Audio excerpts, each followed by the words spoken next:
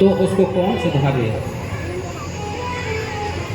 एक दिन अयोध्या से कुछ संतों की मंडली श्री धाम वृंदावन जा रहे थे। जब अजामिल के गांव में पहुंचे, एक संत ने उसी गांव के एक व्यक्ति से पूछा, भाई हम 25-30 संत हैं, अयोध्या से आए हैं और वृंदावन धाम के लिए जा रहे हैं।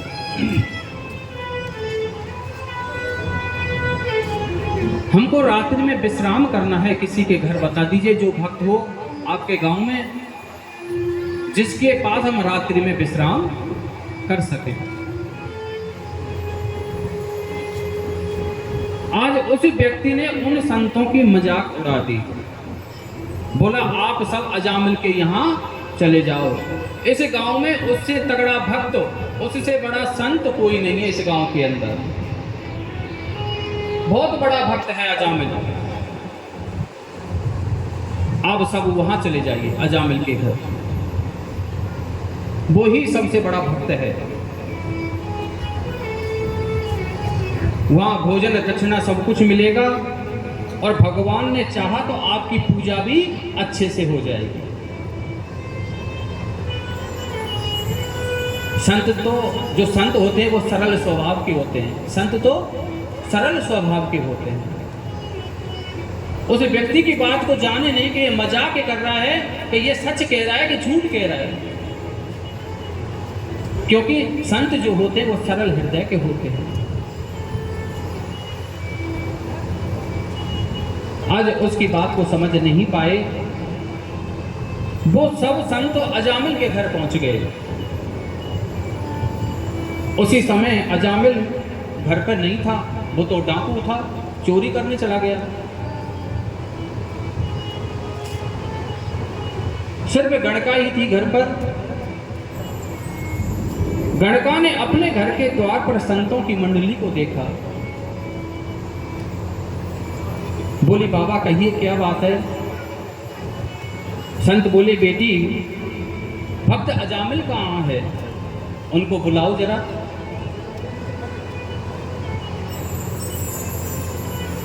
उनसे कहो कि संतों की मंडली आई है और वो विश्राम करना चाहते हैं आपके घर, और यहीं भोग लगाएंगे, प्रसाद बनाएंगे और यहीं खाएंगे भगवान का। आज उन संतों की बात को सुनकर के वह गणका रोने लगे कि महाराज आज आंखों में आंसू आ गए इतनी बात को सुनकर के। बोली कि बाबा मेरा कितना दुर्भाग्य है कि मैं आपसे पानी पीने तक की नहीं पूछ सकती, मैं कितनी अभागिन हूं महाराज। लेकिन घर पर आए हुए अतिथि की सेवा करने का अधिकार होता है, लेकिन महाराज मैं कोई अतिथि की सेवा भी नहीं कर सकती, मैं अपने हाथ से आपको पानी नहीं पिला सकती महाराज। आज उन संतों के सामने रो रही है गणका।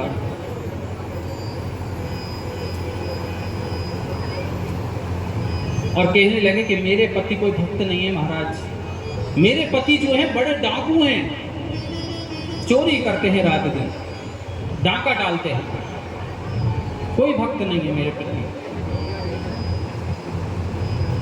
संत बोले कोई बात नहीं बेटी, और ऐसा कहकर के उसकी बात सुनकर के और वहां से चलने लगे। जैसे ही चलने लगे तो गणका उन संतों के चरणों में गिर गई। बोली महाराज मैं अपने हाथ से आपको भोजन नहीं करा सकती, पानी नहीं पिला सकती महाराज, लेकिन सूखी सामग्री तो मैं दे सकती हूँ। मैं आपको सूखी सामग्री दे दूंगी और आप भगवान का प्रसाद बनाना और भगवान का प्रसाद आप खुद पाना।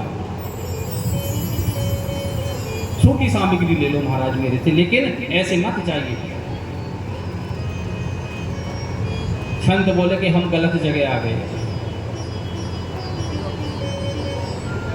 लेकिन गलत को सुधारना ही तो संत का काम होता है। संत वही है जो गलत को सही कर दे। संत सोचने लगे हम संत हैं कि दया बिन संत कसाई और दया करी तो आफत आई। कि जिस संत के हृदय में दया नहीं होती वो कसाई के समान है महाराज। आज संत कहने लगे, सोचने लगे कि हम संत हैं और हमारा काम क्या है, बिगड़ते हुए को सुधारना। संतों ने अपने आसन, उस घर के दरवाजे पर एक वृक्ष था और सभी संतों ने अपने अपने आसन उस वृक्ष के नीचे लगा लिए। गणका ने सूखी सामग्री दे दी, दाल चावल जो भी है महाराज बनाओ और भगवान का भोग लगाओ।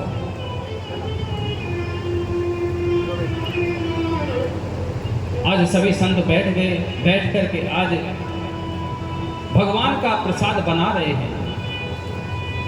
जब भगवान का प्रसाद बनकर के जब पूर्ण हुआ महाराज, जब खाने की बारी आई, एक संत ने ग्रास मुंह में दिया तो महाराज वो रोने लग गया। एक संत जैसे ही ग्रास मुंह में गया टप टप आंसू टपकने लगे महाराज। रोने लगा संत, रोने लगा संत। दूसरे संत ने पूछा महाराज क्या हुआ, आप रोए क्यों? संत बोला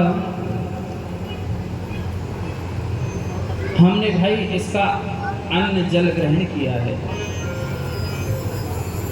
हमने इसका अन्न जल ग्रहण किया है, इसको सुधारना अब हमारी बात है, अब हमको इसको सुधारना है।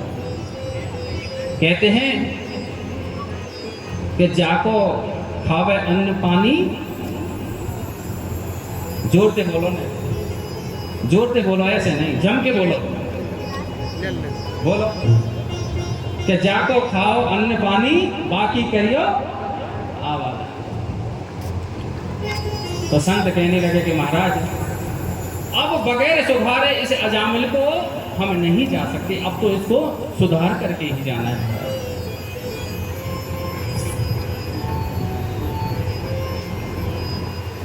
लेकिन सुधारें कैसे इसको? अगर इसको कहेंगे कि रोज संध्या गायत्री कर ले, हनुमान चालीसा का पाठ कर ले, गायत्री का जप कर ले, तो ये काम करने वाला है। अगर इसको कहें कि तू गायत्री का जाप कर ले, सुंदरकांड का पाठ कर ले, हनुमान चालीसा पढ़ ले, तो ये कहाँ पढ़ने वाला है? कैसे सुधारें इसको, क्या करें? आज सारे संत रात्रि भर बैठे रहे, सोचते रहे कि इसको कैसे सुधारें।